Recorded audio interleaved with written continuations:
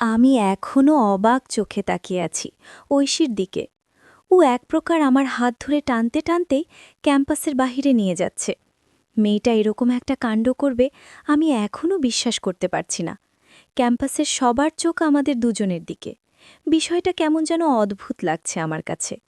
ক্যাম্পাসে বসেছিলাম, একটু আড্ডার মধ্যে ছিলাম। যদিও আমি তেমন আড্ডা দেই না, আজ হঠাৎ করেই আবিরের জোড়াজড়িতে একটু বসেছিলাম। তাও আমি চুপ করেই ছিলাম। হঠাৎ হুট করে ঐশীকে দেখতে পাই। ও এদিক ওদিক তাকিয়ে আমাকে দেখতে পেয়ে সামনে এসে পাথরের মতো দাঁড়িয়ে থাকল। আমি অনেকটা অবাক হলাম ওকে এখানে দেখে। এই মেয়ে এখানে কি করে? আবিরও আমার দিকে এক নজর তাকিয়েছিল।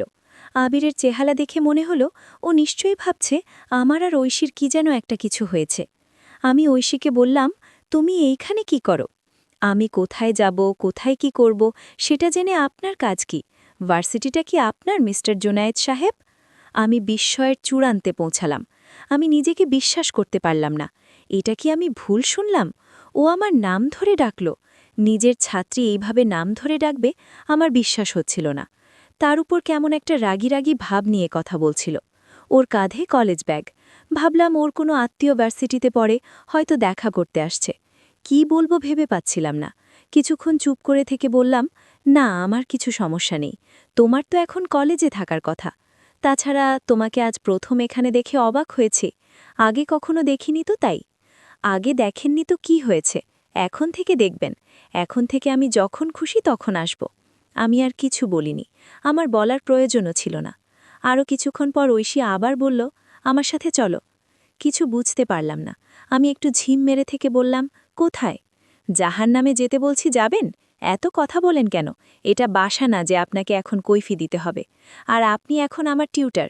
যখন পড়াতে যাবেন তখন টিউটারগিরি দেখাইয়েন। আমি কি বলবো বুঝতে পারছিলাম না। অবশ্যই এই মেয়ের মাথায় গণ্ডগোল আছে, সেটা আগে থেকেই বুঝতে পেরেছিলাম। কিন্তু এতটা গণ্ডগোল আমি জানতাম না। এসব ঘটনা আমার মতোই আশেপাশের সকলের কাছেই অনাকাঙ্ক্ষিত। সেই সুবাদেই ক্যাম্পাসের সবার চোখ আমার দিকে ছিল। সবাই হয়তো মনে করছিল যেন কিছু একটা অন্যায় করে ফেলেছে এই মেয়েটার সাথে। যাই হোক, আমি তারপরও চুপ করে বসেছিলাম। তখনই ও এই কাণ্ডটা করল। সবার সামনে আমার হাত ধরে টানতে টানতে বাহিরে নিয়ে এলো। আমি দাঁড়িয়ে গেলাম। বললাম, কি হচ্ছে কি এটা? এটা কি ধরনের পাগলামি এসে? ও নিচের দিকে তাকিয়ে বলল, জানি না। আমি যেন কথা হারিয়ে ফেলেছি। একটা দীর্ঘশ্বাস নিয়ে বললাম, দেখো, তোমার কি মনে হয় না তুমি একটু বেশি বাড়াবাড়ি করছো? ঐশী চুপ করে থাকল, কিছু বলল না। ও এখনও আমার হাত ধরে আছে। ক্যাম্পাসের বাহিরে একটু দূরেই একটা পুকুর আছে, ওইখানে এসে পৌঁছালাম। ও বসতে বলল।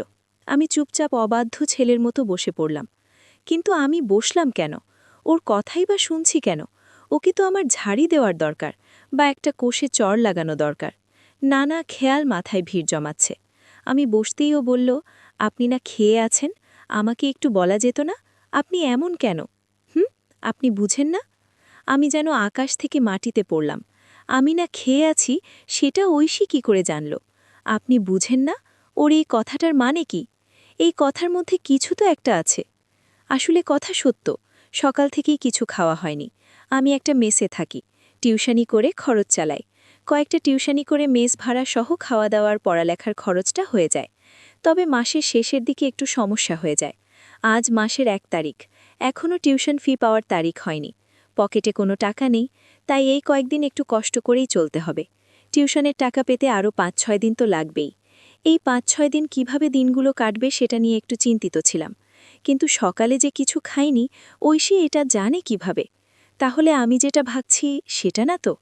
কিন্তু কি করে সম্ভব এটা? আসলে ঘটনা হচ্ছে, আজ সকালে ফেসবুকে একটা স্ট্যাটাস দিয়েছি, ক্ষুধার্ত পেট নিয়ে ভার্সিটিতে যাচ্ছি। কিন্তু আমার ফেসবুক আইডিতে তো ঐশী অ্যাড নেই, কারণ ওকে তো আমি ব্লক লিস্টে রেখেছি। তাহলে কি ও আমাকে অন্য আইডি দিয়ে ফলো করে? এই তো কয়েক মাস আগে ঐশীকে পড়াচ্ছিলাম, তখনই হঠাৎ ও বলল, জুনায়েদ ভাইয়া, আপনার ফেসবুক আইডি আছে? না, নেই। পড়ো। এই প্রথম তোমার মুখে ফেসবুক শব্দটা শুনলাম। এইটা আবার কি? যদিও কথাটা মিথ্যে ছিল, তবু এই কথা শুনে ও একটু অবাক হয়। অবশ্য আমার একটা ফেসবুক আইডি আছে, কিন্তু আমি যদি ওকে বলতাম হ্যাঁ আছে, তারপরও আমার আইডির নাম চাইবে, অ্যাড হতে চাইবে, যেটা আমি চাই না। কারণ এই টিউশনিটা আমি হারাতে চাইছিলাম না। আমার খরচের প্রায় 3 ভাগের 2 ভাগেই এই টিউশনিটা থেকে আসে। এই কথা ভাবছি, ঠিক সেই সময়ে ঐশীর মা ঐশীর ছোট ভাইকে দিয়ে আমায় ডাক দিল।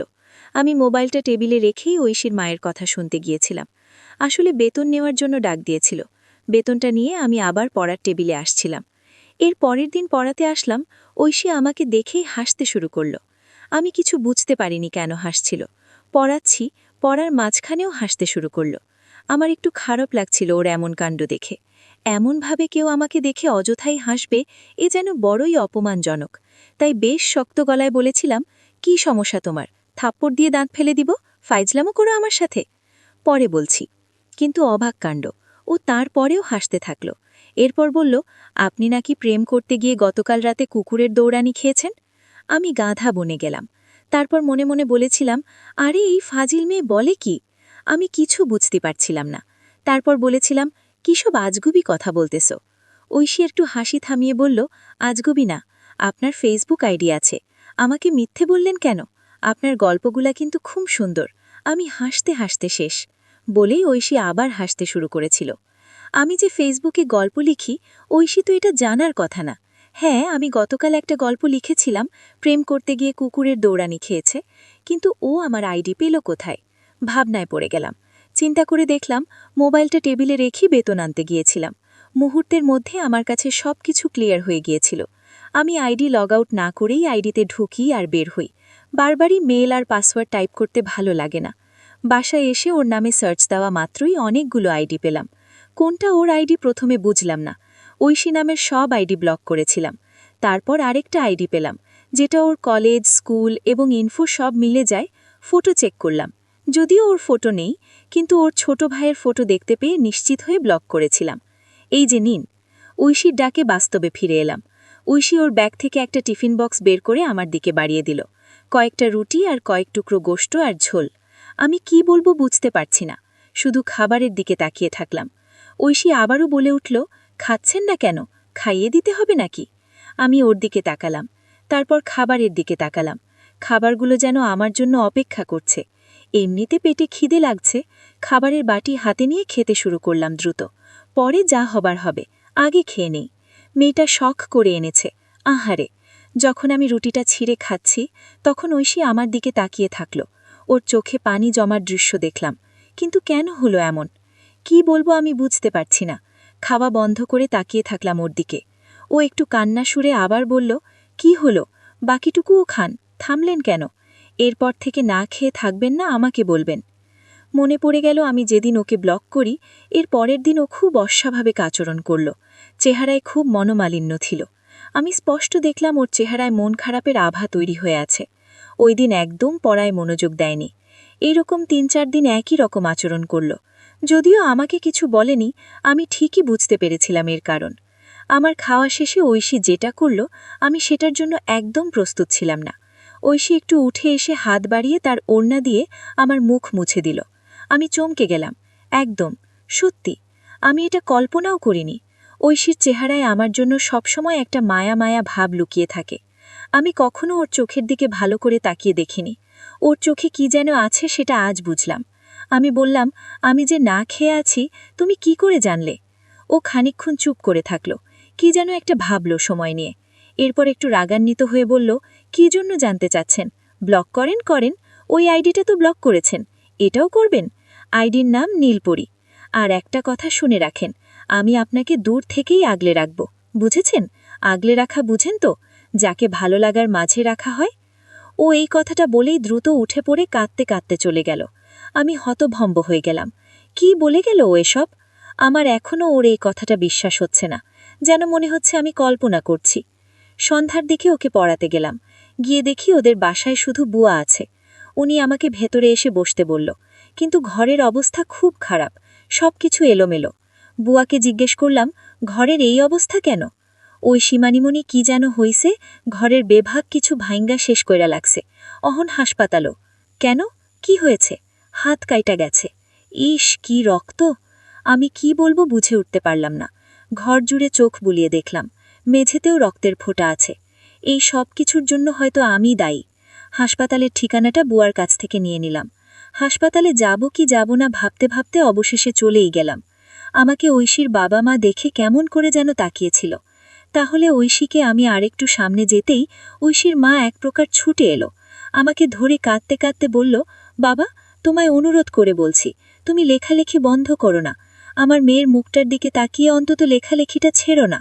আমি যেন জমে গিয়েছি একেবারে, কি হচ্ছে না হচ্ছে কিছুই আমার বোধগম্য হচ্ছে না। সকাল থেকে আমি আজকে শুধু অবাকই হয়ে যাচ্ছি। ঐশী সকালবেলা যাওয়ার পর ওর দ্বিতীয় আইডিটাও ব্লক করে দেই। কোনো উপায় ছিল না, কারণ একটাই, এই টিউশনিটা হারাতে চাই না। ওকে ব্লক দিয়ে বিকেলের দিকে একটা স্ট্যাটাস দিয়েছিলাম, আর লেখালেখি করব না। কিন্তু এই মেয়েটা যে আরেকটা আইডি দিয়ে আমায় ফলো করেছে, আমার বুঝতে বাকি রইল না। আমি ভাবছিলাম এগুলা ওর পাগলামি, কিন্তু এই পাগলামির সীমা এতটাই বেড়ে যাবে আমার জানা ছিল না। ওর মাকে সান্ত্বনা দেবার মতো কোনো শব্দই আমি খুঁজে পেলাম না। চোখ চলে গেল ঐশীর বাবার দিকে। লোকটা ভয়ে চুপসে গেছে যেন। মেয়েকে হারানোর ভয় তাকে খুব